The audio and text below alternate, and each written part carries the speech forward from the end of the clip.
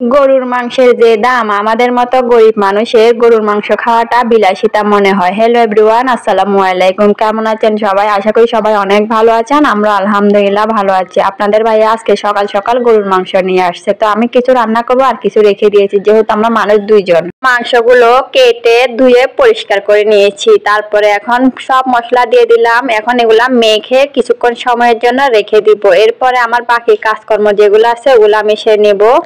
মাংসটা ম্যারিনেট হতে থাক, আমি ইফতারিগুলা বানিয়ে নিচ্ছি। ইফতারির জন্য প্রথমে ছোলা বুটটা ভেজে নিব। এইবারে রোজাগুলা কিভাবে যেন চলে গেছে, একটু টের পাওয়া যায় নাই। আজকে দেখতে দেখতে 20 রোজা চলে গেছে, 21 রোজা চলতেছে, মানে কোনো রকমের টেরই পাওয়া যাচ্ছে না রোজাগুলা কোন দিকে চলে যাচ্ছে। আর যে ঈদ যে আসতেছে, ঈদের কোনো ফিলিংসই পাওয়া যাচ্ছে না। আসলে আমরা এখন বড় হয়ে গেছি, তাই না? কার কার ঈদের শপিং হয়েছে অবশ্যই কমেন্ট বক্সে জানাবেন। অনেকের হয়ে গেছে, তাই না? কিন্তু আমি এখনো মার্কেটে যাই নাই। টাকা থাকলে জীবন সুন্দর, টাকা না থাকলে কোনো কিছুই মূল্য নাই এবং কোনো কিছুই সুন্দর নাই।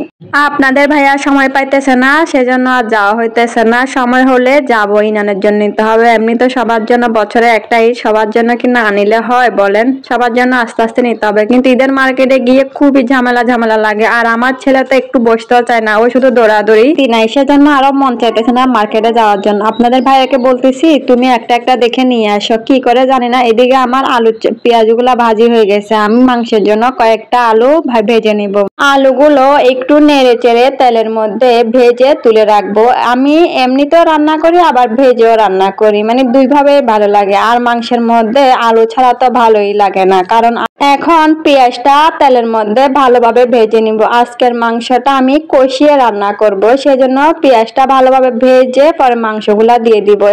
গরুর মাংস যেভাবে রান্না হোক না কেন, আমার কাছে গরুর মাংস অনেক ভালো লাগে, কারণ আমার পছন্দের মাংস হচ্ছে গরুর মাংস। আমি মুরগির মাংস বলেন বা যে কোনো মাংস অত আমার ভালো লাগে না এই গরুর মাংস ছাড়া। এটা আমি এখন তেলের মধ্যে ভালোভাবে নেড়ে চেড়ে একটু সময় নিয়ে আস্তে আস্তে কষাবো। আমার মনে হয় তরকারির টেস্ট আসে তরকারি কষানোর মধ্যে। তরকারি যত সময় নিয়ে কষানো যায় তরকারি ততটা ভালো লাগে খেতে, তাই না? আপনারা কি বলেন? এইদিকে আমাদের ইফতারের টাইম হয়ে গেছে, আমি এখন চুলাটা কমিয়ে ইফতারটা করে নিব। এটা আস্তে আস্তে কষানো হতে থাক। আর এদিক পরে এসে কয়েকটা আলুও দিয়ে দিলাম, আলুগুলা দিয়ে নেড়ে চেড়ে আরো একটু কষিয়ে নিব। ইফতারের আগে যাই কাজ করি না কেন, ইফতারের পরে আর কোনো কাজই করতে ভালো লাগে না। এদিকে আমার মাংসটা ভালোভাবে কষানো হয়ে গেছে, এখন এটা সিদ্ধ হওয়ার জন্য একটু পানি দিয়ে দিলাম। পানি দিয়ে আর একটু ভালো করে সিদ্ধ করে পরে এটা নামিয়ে নিব। মাংস রান্নাটা হয়ে গেছে, এটা এখন আমি নামিয়ে রাখবো। আর একটু আমি চা করে নিব। চা যেহেতু আমি খাই, আর চা না খেলে আমার ভালোই লাগে না। কথা বলতে বলতে আজ ভিডিওটা এখানে শেষ করতেছি। সবাই ভালো থাকেন, সুস্থ থাকেন। যদি ভিডিওটা ভালো লাগে অবশ্যই লাইক কমেন্ট শেয়ার করে পাশে থাকবেন। ধন্যবাদ সবাইকে।